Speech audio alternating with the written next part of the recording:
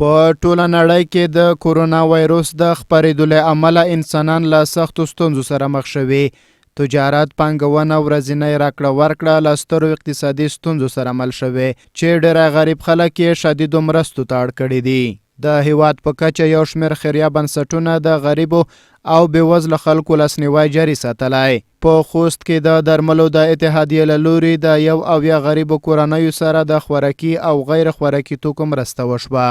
نن تقریبا 1 کورنۍ اسلامي مرسته وکړه چې دا مرسته تقریبا د هر کورنۍ ته 3000 نه تر 9000 افغانۍ په اندازه وه او تقریبا جمله هغه 15 لک افغانۍ چې دا کې غوړي، یوه پیپه غوړي، یوه بوجۍ وړه، یوه بوجۍ بوره، یو من لوبیا، 2 کیلو شین چای او څه د کرونا د مریضۍ د مخنیوي څخه مرسته ترلاسه کوونکي خوښ وو چې په دې بېروزګاره وخت کې د خوراکي او غیر خوراکي توکو مرسته ورسره وشوه.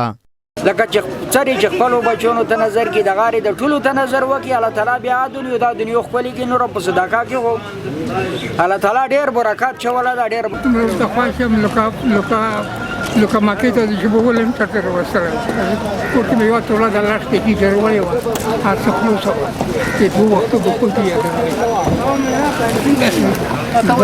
در خواخې شمیک صاحب مرسته غریبانو سره وکړه او ډېره مننه تر دې چې بیا مو په نظر کې وساتي.